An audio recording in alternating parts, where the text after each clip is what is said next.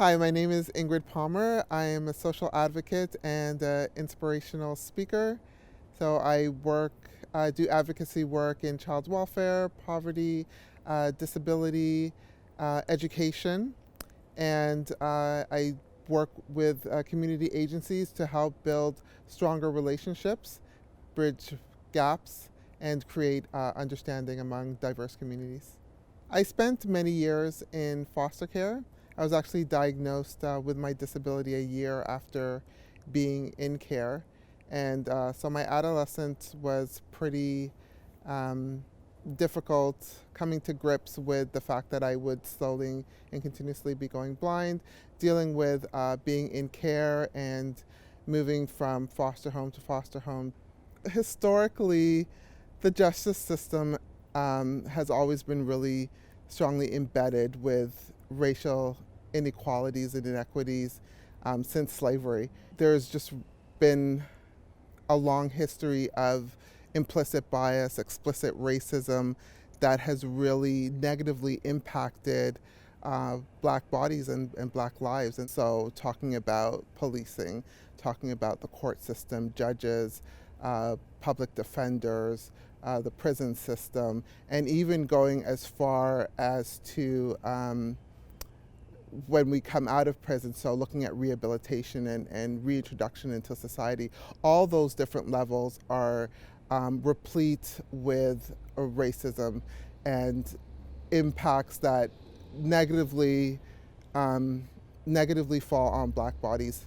So the outcomes that we see in sentencing, in charges that are laid, are all disproportionately extreme when it comes to black individuals.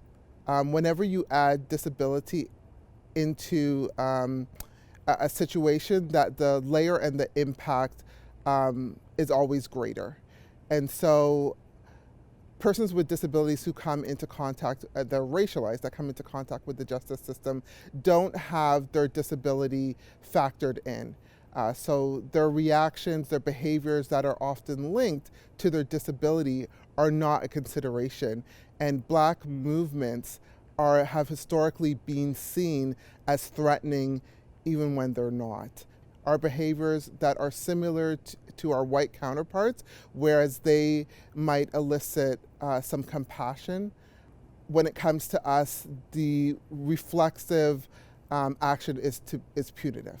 There's no in between to take the time to maybe understand the greater context, the greater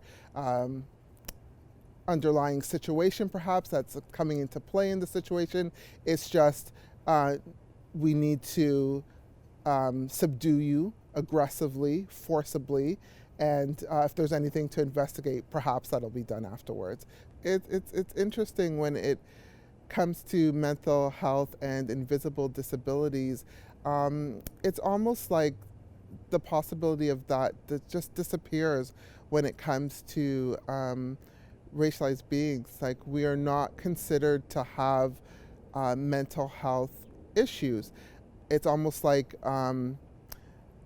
any reactions or behaviors are considered just to be implicit in our being. We're perceived as being aggressive or perceived as being deranged, and I don't think that it even comes into play to be considered that we are capable of having mental health issues, that these perhaps expressions that are actually related to mental health are just a part of our natural being. People with intellectual disabilities, as I said, when they come into contact with the police, they make other assumptions. You're drunk, you're inebriated in some way, if it's a speech difficulty, or if there's too much of a lag as far as they're concerned in responding, which can happen with somebody on the spectrum.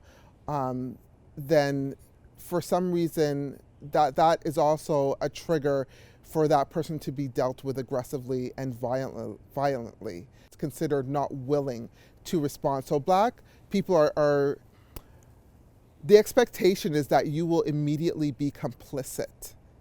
And this leads right back to slavery, that you are not considered on equal terms as even a human being.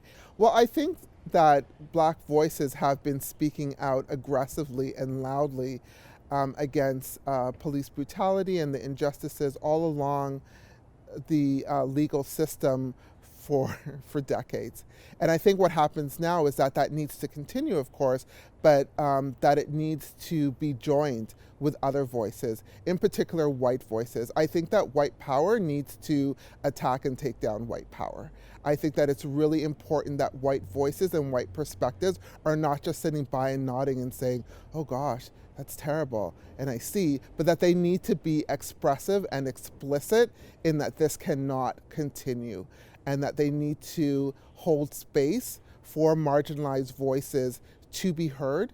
There also needs to be strong anti-bias training, not only along every area of the legal system, but in society in general, tracing it right back to the slave trade and drawing those connections and those similarities to how Black bodies were regulated then, and the similarities with how that's being done now, because there is.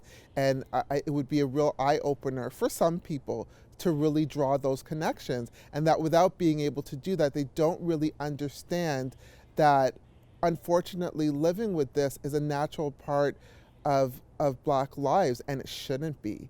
But when you don't have that as a part of your reality and your existence, without really tracing the foundations and the roots and seeing how it's grown and how it's been enforced, and really how it's been entrenched and embedded in everything and in every way of life, you won't really be able to understand the depths of the impact. And when you even hear the word systemic, it won't have that meaning for you if you don't really have that historical context behind it.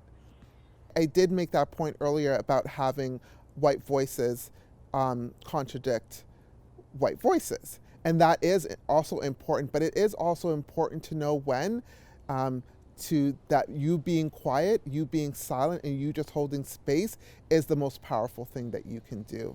For the disability community, and in particular for Black and other marginalized persons with disabilities, that we have been so conditioned to hold the back seat, to hold the corner over there and to whisper and to wait for permission to voice and to be and to exist and to take up space. And I want to let you know that you don't need that. The permission comes from you, and it's time for you in particular to claim your power, to claim your time, and to let your voice be heard. Like, now is the time more than ever to really get out there and take up space, hold positions of leadership, hold positions of power, and show our capacity.